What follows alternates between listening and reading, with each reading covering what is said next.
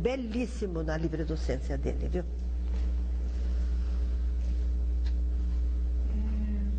Doutora Lívia, eu queria retornar um pouco à questão da geografia humanista, perguntando assim, eu tenho certeza que você vai ter muito para falar pela conversa que a gente teve ontem no jantar.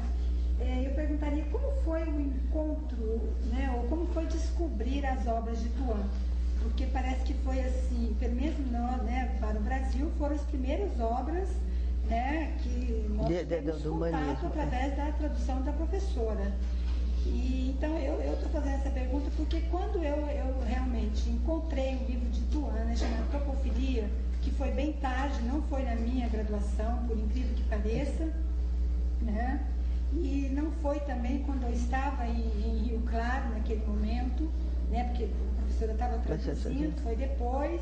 E aí eu gostaria até de estar lembrando aquilo que a professora falava da questão, não de conflito, como a professora bem colocou, né, da geografia quantitativa com a geografia marxista e a geografia chamada de comportamento, né, porque naquele momento nós éramos estudantes, né, estávamos em Rio Claro fazendo mestrado, né, e depois a gente acabou não concluindo lá, foi no momento que a gente veio para Londrina e a gente acabou não concluindo lá.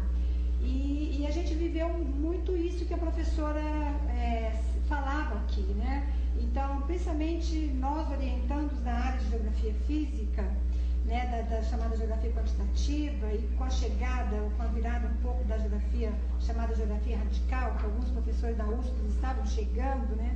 Ou pelo menos de formação, os pianos estavam chegando em Rio Claro.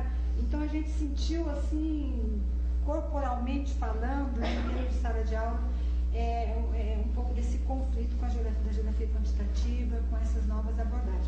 Então, fico imaginando que a professora também deve ter observado mais de perto sobre a chegada, né, e a instalação, a construção dessa nova abordagem que a professora chama de abordagem perceptiva na geografia.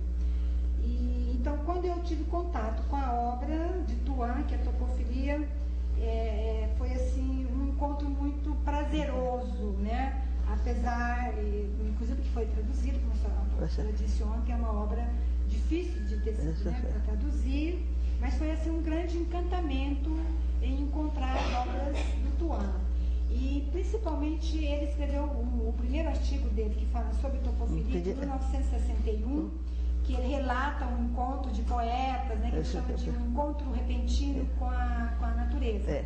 Né? E aquele artigo a gente traduziu em cassete, né, por uma profissional. Eu não tenho essa leitura em inglês que eu conseguisse fazer. Então, para o nosso trabalho, que a nossa tese, ela caminha muito pelo amor ao rio, né? Amor à natureza, amor à terra. Então, esse artigo foi de fundamental importância para nós. Então, a tradução em cassete nos emocionou muito, assim, né? Quando ele fala da questão da topofilia, desse amor aos lugares, né? Até usando como fonte de inspiração as grandes obras de Bachelard, né? Que é a Poética do Espaço, né? A Poética do Devaneio, e ele próprio diz que quem criou mesmo a expressão topofilia foi o próprio Bachelard. Então, eu queria ouvir da professora, que foi a grande tradutora das suas obras, né, que falasse um pouco sobre esse encontro, essa descoberta das obras de Yves Tuan, esse chinês que passa pela França, né, como a professora colocou ontem, e vai para os Estados Unidos. Quando eu passei por aí, eu entrei em contato com a obra em inglês. E aí, quando eu cheguei em São Paulo, a DIFEL tinha pedido para o Cristofoletti para fazer a tradução do Topofilia. E o Cristofoletti, então, me propôs de nós fazermos juntos. Então, eu já conhecia o livro, sabia que era um conteúdo muito rico e que seria uma abertura para os nossos alunos que teriam dificuldade de ler em inglês, ainda ler o Tuan em inglês.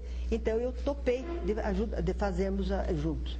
Só que não deu certo nós fazemos, porque com o Cristofoletti, vocês para fazerem as coisas às quatro mãos, você tem que ter muita coisa em comum, essa coisa. Ele era muito individualista, eu também, e também ele traduzia, por exemplo, ele pegava a primeira palavra que era, e ele punha aquela primeira palavra e mudava toda o sentido.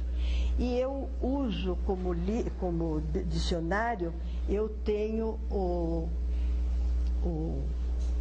Webster, o grande, o Unabridged, completo. E ali naquele dicionário que eu encontrei, porque as palavras que ele usa em inglês não são fáceis, viu?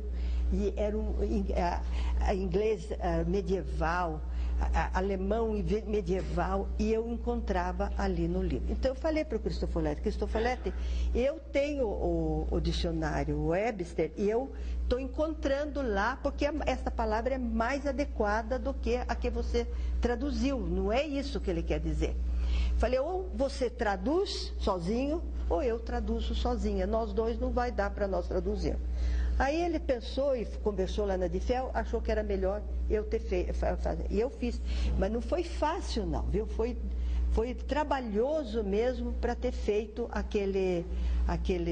aquela tradução. Mas eu também fiquei encantada, porque eu sempre gostei do meio ambiente, eu sempre gostei da natureza, eu sempre gostei de árvores, de flores, de passarinhos. Então, quando eu vi aquilo, que havia esse neologismo, que dava uma palavra que dizia que era o amor ao lugar, o amor às coisas que a gente tem, eu fiquei encantada mesmo, e aí eu fiz a tradução.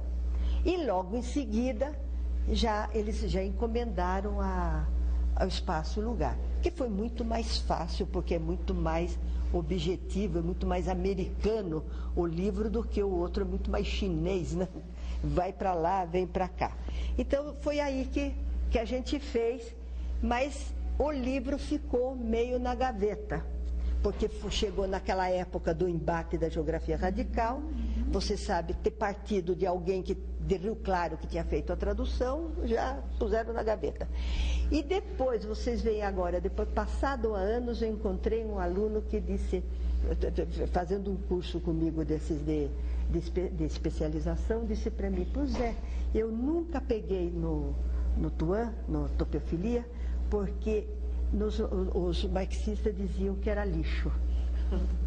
Que era lixo. Eu digo, para uns é lixo, como você vai no lixo, você não vai lá no lixão, para uns é lixo e para outro é vida. Depende de como a pessoa vê a vida, como faz, que relação ela tem com a vida. Mas vocês veem, então agora que está estourando também porque também esse século XXI vai ser o século da água, o século do meio ambiente, então agora está chegando. Eu já conversei lá com a DIFEL, vou insistir, porque se eles não quiserem reimprimir, então dá para outra pessoa, porque já tem outros que querem imprimir. Porque está pronto, né? Então eu acho que agora seria na hora, porque agora é que todo mundo procura, agora é que em todos os cursos querem ler e o livro não está aí, não dá para ver. Então foi assim que nós chegamos ao Tuan. Eu não o conheci pessoalmente, simplesmente por isso eu estava em Washington DC, e ele estava lá em Minnesota. São 3.000 quilômetros para pagar uma passagem, eu também não tinha, né? Então eu não fui até lá para conhecê-lo. Mas